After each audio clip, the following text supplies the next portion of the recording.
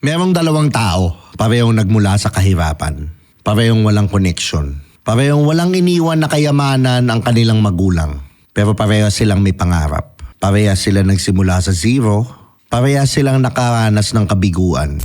After 10 years, isa sa kanila nagtayo na ng negosyo. May pamilyang masaya, nagigising ng may purpose. Yung isa, nandun pa din sa parehas na lugar, parehas na reklamo, parehong dahilan kung bakit hindi pa siya umaasenso. Anong pagkakaiba ng dalawa? Hindi talino, hindi pera, hindi koneksyon, at lalong hindi swerte. Isa lang. Isang katangian, isang ugali, isang choices na ginagawa ng winners araw-araw. Na hindi ginagawa ng mga loser. At kapag nalaman mo to ngayon, hindi ka na makakalimot.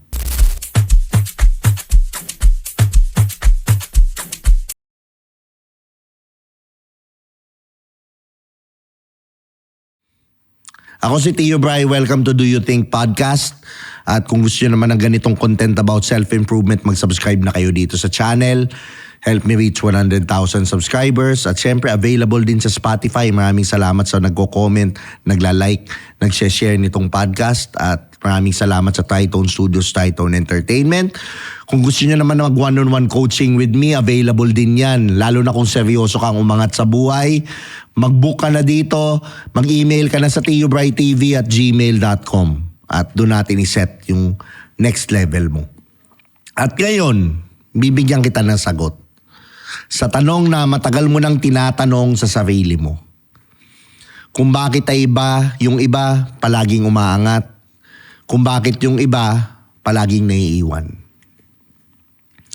Bago ko sabihin ang sagot, kailangan munang sirain yung mga maling sagot na matagal na nating pinaniniwalaan. Mga false beliefs natin, yung mga programming ng mga magulang natin or even society that's keeping us poor, keeping us becoming a loser. Kasi may mga bagay tayo na iniisip natin yung dahilan kung bakit mas matagumpay yung ibang tao. Una, naniniwala tayo na ang tagumpay ay tungkol sa talino. Mas matalino siya kaya siya mas matagumpay.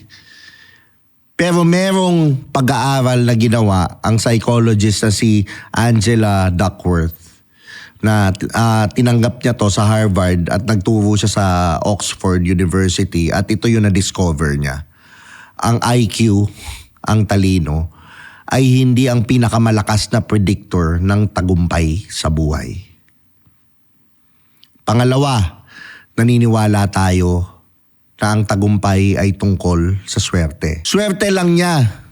Nasa tamang lugar siya sa tamang oras. Kung ako lang ay may ganyang opportunity. Yan, yung mga sinasabi mo sa sarili mo, di ba? Yung mga negative self-talk mo. Pero pakinggan mo to. Merong sinabi si Seneca. Ito yung philosophy nung panahon ng Rome.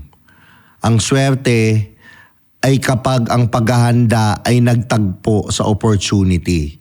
Diba? It's when preparation meets opportunity. Ibig sabihin, ang swerte hindi random. Ang swerte ginagawa. Pangatlo, naniniwala tayo ang tagumpay ay tungkol sa connections. One layer of truth, yes, totoo. It's who you know. Diba? Kung may kakilala lang ako, yan, sinasabi mo. Kung may backer lang ako. Kung may kapital lang ang magulang ko. Pero ang totoo, nakakatulong ang connection. Pero ang pinakamatibay na connection sa mundo ng negosyo at success, hindi ito nakukuha bago ka ginawa. Nakukuha ito habang gumagawa ka, habang gumagalaw ka. Kaya kung hindi talino, kung hindi swerte, kung hindi connection, ano? Isang salita. Disiplina. Hindi yung disiplina na iniisip mong mahigpit at masakit. Kundi yung disiplina na ginagawa mo ang kailangan mong gawin Kahit hindi mo gusto, kahit hindi ka handa, kahit wala kang nakikita na resulta. Yun ang isang katangian. Bakit disiplina at hindi iba? Bago mo sabihin, alam ko na yun, pakinggan mo muna ako. Kasi ang problema, hindi natin alam ang tungkol sa disiplina. Ang problema, hindi natin naiintindihan kung gaano ito kalalim. Ang disiplina ay hindi lang yung magigising ka ng maaga. Hindi lang yung hindi ka kakain ng sweets. Hindi lang yung mag-exercise ka tuwing umaga. Ang disiplina, sa pinakamalalim na meaning nito, ay ang kakayahan mo na mamili ng tama. Kahit ang lahat ng nararamdaman mo ay nagsasabing pumili ng madali. How many times pinipili natin yung mga bagay na magiging comfortable tayo? Pinipili natin yung mga bagay na madali. And guess what? Yung right thing, usually, ang yung mga bagay na mahirap gawin kaysa sa nun sa mali. Isipin mo ang isang winner at isang loser sa isang sitwasyon. 6:00 ng umaga, nagre-ring ang alarm. Ang loser, nararamdaman ng pagod. Nararamdaman yung sarap sa kama. Nararamdaman din yung ginhawa dun sa kama, yung comfort. Sarap nga naman matulog, kahit ako guilty dyan. Pero may isang bagay siyang ginagawa na hindi ginagawa ng loser. Tinatalo niya ang nararamdaman niya sa pamamagitan ng mas malaking purpose na palagi niyang inaalala. Hindi niya nararamdaman ng disiplina bilang sakit. Nararamdaman niya ito bilang bayad. Bayad para sa kung sino at gusto niyang maging. Bayad para sa buhay na gusto niyang maibigay. Bayad para sa tao na nagtitiwala sa kanya. Merong pag-aaral na ginawa sa Stanford University na tinatawag itong marshmallow experiment. Mga batang pinasok sila sa kwarto, binigyan ng tigi-isang marshmallow at sinabi sa kanila, kung hindi mo kakainin ito sa loob ng 15 minutes, bibigyan kita ng 2. Ang mga batang nagpigil, ang mga pumili na hintayin ang pangalawa. 10 taon pagkatapos, mas maayos ang buhay. Mas mataas ang grades, mas malusog, mas matagumpay sa trabaho. Isang marshmallow. Pero kung kakayahang maghintay, ang kakayahang kontrolin ang sarili, yun ang nagtatatag ng landas ng kanilang buhay. Kasi ang disiplina, hindi ito isang beses na decision. Para tong muscle. At katulad ng lahat ng muscle, lumalaki ito sa paulit-ulit na paggamit. At lumalaki ito sa paulit-ulit na pagtanggi sa madaling daan. Ngayon, pag-usapan natin ang 3 muka ng disiplina. Kasi ang disiplina ay hindi lang isang bagay. Ito ay kumikilos sa 3 larangan ng buhay ng bawat tao. Unang-una, disiplina sa isip. Ito yung pinaka-neglected ng tao. Karamihan, iniisip natin na ang disiplina ay physical lang, yung mga ginagawa mo sa katawan. Pero sa totoo lang, ang pinaka-critical na battleground ng disiplina ay yung nangyayari dito sa isip. Ang winner ay may disiplina kung anong iniisip niya ang pinapayagan niyang tumira dun sa utak niya. Hindi niya pinapayagan ang bawat negative thinking na maging truth niya or katotohanan niya. Merong sinasabi sa neuroscience, ang utak ay neuroplastic. Ibig sabihin, nagbabago ito base sa kung ano-anong paulit-ulit mong iniisip. Kapag paulit-ulit mong iniisip na hindi mo kaya, ginagawa ng utak mo ang lahat para patunayan yun or naghahanap siya ng evidences na hindi mo kaya. Kapag paulit-ulit mong iniisip, meron akong solusyon dito, gumagawa ang utak mo ng paraan para maghanap ng solusyon. Ang disiplina ng isip ay pagpili kung anong iniisip ang uulit-ulitin mo sa utak mo. Hindi to suppression. Hindi to sa pagtatago ng negative thoughts. Kundi aktibong pagpili or pag-choose at mas binibigyan ng oras ang mga iniisip na nagdadala sa iyo ng gusto mong puntahan. It's so easy for us sometimes na to assume the worst when we can always assume the better one.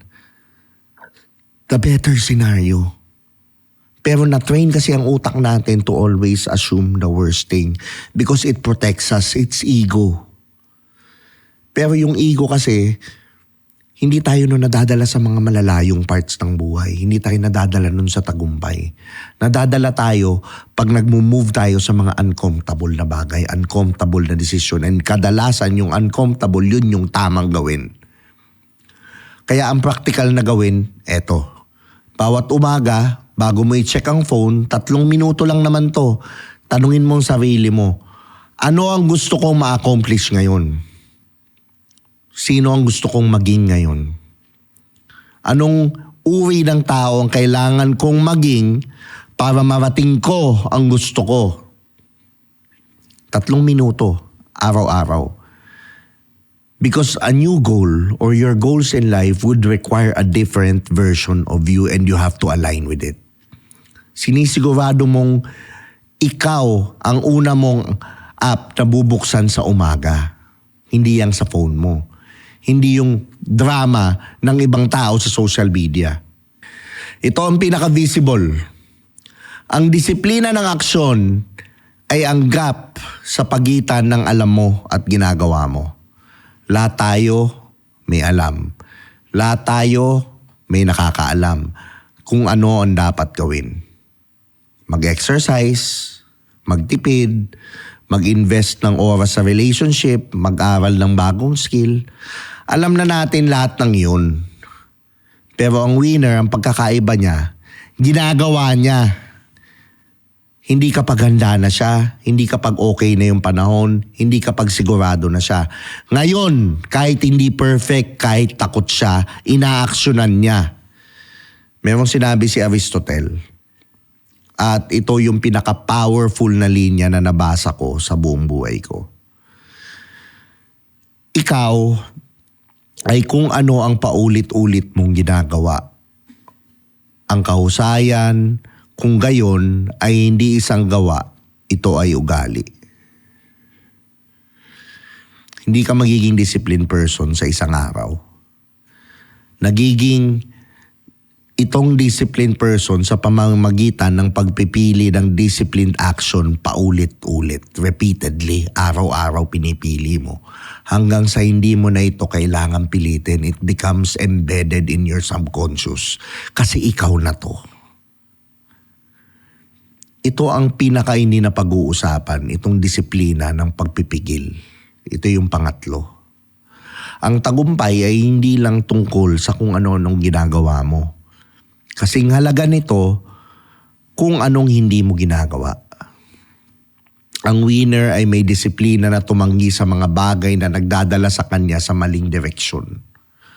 Tumanggi sa mga opportunities na maganda sa mata pero hindi align kung saan siya pupunta.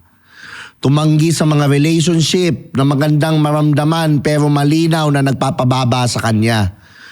Tumanggi sa mabilis na kasiyahan na nagnanakaw ng oras na dapat niya ay para sa mas mahalagang bagay. Pero sinasabi nga ni Warren Buffett, isa sa mga pinakamatagumpay na tao, alam nyo na yan, sa kasaysayan ng business, di ba? Ang pagkakaiba ng successful na tao at ang napaka-successful na tao, ang napaka-successful na tao ay nagsasabing hindi or nagsasay no sa halos lahat ng bagay. Yun ang disiplina ng pagpipigil. Hindi ka kulangan ng ambition. Ito ay focus. At ang focus, hindi lang sa makapangyarihang puwersa sa paglikha ng tagumpay. Isa ito sa pinakamalaking puwersa para maging mas matagumpay ka. Okay, alam ko na naman iniisip mo ngayon. Tio Bray, alam ko na kailangan kong disiplina, pero bakit ba grabe itong mahirap? Magandang tanong yan. And it deserves an honest answer. Ang disiplina ay mahirap dahil lumalaban ito sa kung paano tayo dinesign ng ating utak. Ang utak ng tao ay natural na naghahanap ng comfort, ng kasiyahan ngayon at yung pinakamadaling daan or easier route. Ito ay evolutionary. Ito ay nakakatulong sa mga ancestors natin para mabuhay. Diba? Example, yung mga ancestors natin tumatakbo sa mga saber-tooth tiger, survival mode, yun yung tinatawag nila. Ang problema, hindi na natin kailangan ng survival mode ngayon. Kasi sobrang safe na natin ngayong mga panahon na to. Sa mundo ngayon, yung ugali na yun kasi, yun na nagpapanatili ng tao na maging average. Kasi ang lahat ng bagay na worth having, lahat ng bagay na tunay na nagpapahalaga ay nasa kabilang dako ng comfort zone mo. Nasa kabilang dako ng takot, nasa kabilang dako ng hirap, nasa kabilang dako ng paulit-ulit na pagtanggi sa mabilis na kasiyahan. Kaya paano mo pinalalakas ang disiplina mo? 4 na bagay. Unang-una, gawing malinaw ang why mo or yung bakit mo gagawin to. Hindi ka magiging discipline para sa isang bagay na hindi mo talaga gusto. Kailangan ng disiplina ng malalim na dahilan, a deeper why. Hindi gusto ko lang kumita ng pera, mabaw nun. Kundi gusto kong magbigay sa aking mga anak ng buhay na hindi ko naranasan. Gusto kong maging patunay sa kanila na ang kahirapan ay panimula, hindi katapusan. Yung ilalim ng dahilan, yun na nagpapa-stay sa'yo ng disiplina kahit wala ka sa mood. Second, baguhin mo yung environment mo, yung kapaligiran mo. Diba? Ayusin mo. Huwag kang umasa sa willpower lang. Ang willpower ay isang limited resource na uubos yan sa araw. Kaya ang may mga pinakadisiplina, hindi sila mas matibay ang willpower kaysa sa atin. Mas matalino lang sila sa pag-design ng kanilang kapaligiran. Example, gusto mo mag-exercise sa umaga, ilagay mo ang gym clothes mo sa tabi ng kama bago matulog. Gusto mong bumasa ng libro, imbis na mag-scroll ng phone, ilagay mo ang libro sa kama mo at ilagay ang phone sa ibang kwarto. Ang kapaligiran mo kasi, your environment mo araw-araw ang nagdi-dictate ng mga decisions mo sa buhay, kahit hindi mo namamalayan. Pangatlo, simulan mo ng maliit, pero simulan mo na siya ngayon. Ang pinakamalaking kasinungalingan ng tao na gusto mag-improve is magsisimula na ako kapag ready na ako. Hindi ka magiging ready. Trust me, I've been there. Ang readiness ay hindi nangyayari bago ang aksyon. Nangyayari ito dahil sa aksyon. Kaya simulan mo na ngayon. Maliit, imperfect, pero ngayon. Isang pahina lang, magbasa ka ng books, isang set lang, isang tawag lang, isang hakbang lang, or just do 10 push-ups a day. Diba? At bukas 2, increase mo. Kasi nagko-compound yan eh. Nagugulat ka na lang, nagte-10 push-ups ka araw-araw, ilang push-ups yun in 30 days ang nagawa mo. Pangapat, hanapin mo yung accountability. Mahirap ang disiplina kapag mag-isa ka. Pero pag-aaral na nagsasabi, kapag sinabi mo sa ibang tao yung commitment mo, 65% na mas malaki ang chance na tutuparin mo yun. Kapag may specific na accountability partner, pumupunta yun sa 95%. Hanapin mo ang iyong tao, yung taong masasabihan mo, ito ang ginagawa ko, tatanungin mo ko bukas. Hindi comfort zone, hindi papuri lang. isang taong tunay na nagmamalasakit sa'yo at may pakialam sa growth mo. Pag-usapan natin ito sa totoong buhay. Hindi abstract, hindi motivational poster. Kung yung disiplina na kailangan natin bilang mga Pilipino, bilang mga negosyante, bilang mga magulang, bilang mga taong may pangarap. Ano yung itsura nito sa araw-araw? Sa negosyo, ang disiplina ay mag-follow up kahit ayaw mo. Ang bumalik sa trabaho kahit nabigo ka kahapon or nag-fail ka, ang mamuhunan sa sarili mo kahit hindi pa kita ang negosyo. Ang gumising ng maaga kahit walang boss na tumitingin sa'yo. Sa pera, for example, ang disiplina ay mag-ipon kahit maliit, kahit may gustong bilhin. Ang mag-invest ng oras at sa pag-aaral kung paano palaguin ang pera bago mo gastusin to. Ang sabihin hindi sa mga bagay na gusto mo ngayon para sa mga bagay na kailangan mo bukas. Sa relationship, ang disiplina doon ay makinig ng talagang pakikinggan kahit abala ka. Ang magsabi ng totoo kahit uncomfortable. Ang pumili ng tao araw-araw kahit meron kang iba't ibang pagpipilian and you choose the same person anyways. Sa sarili mo, ang disiplina ay pagpili na alagaan ang katawan mo kahit walang nakakakita. Ang pagpili na puna ng isip mo ng mga bagay na nagpapataas at hindi nagpapababa. Ang pagpili na maging sapat or tapat sa sarili mo tungkol sa kung saan ka kulang at kung ano ang kailangan mong gawin tungkol doon. Lahat ng yon, hindi glamorous, hindi Instagram worthy, hindi nakikita ng iba. Pero yun na nagtatayo ng tagumpay. Yun ang mga bagay na ginagawa mo nang walang nakakakita. Yun na nagtutukoy sa'yo kung sino ka. Yun na nagde-define kung sino ka nang may nakakakita. May share ako sa inyo isang bagay na totoo. Nung nagsisimula pa lang ako sa content creation, sa business, sa pagtatayo ng kung sino ang Tio Bray, meron akong panahon na, actually madami, hindi merong panahon na wala akong motivation. As in wala talaga. Kahit anong gawin ko, wala talaga. Walang tumitingin sa videos ko, walang sumasagot sa mga DMs ko, walang bumibili ng mga products. At sa mga panahon na yun, nag-record pa din ako, nag-post pa rin ako. I still continued to work. I showed up anyway. I showed up every day. Hindi dahil excited ako. Hindi dahil sigurado ko. Hindi dahil may nagpapahina sa akin. Actually, ngayon, nag-record ako nitong video na to. Wala akong masyadong gana, but I did it anyway. Because that's who I am. Kundi dahil natututunan ko ang isang bagay na nagbago ng lahat para sa akin. Ang motivation kasi hindi yan yung susi. Yung disiplina, yun ang susi.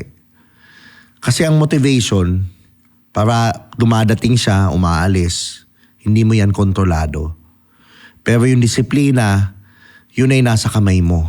Araw-araw, bawat desisyon, bawat pagpili. At yung mga panahon na nagtrabaho ako nang walang motivation, yun yung mga panahon na sobrang lumago ako.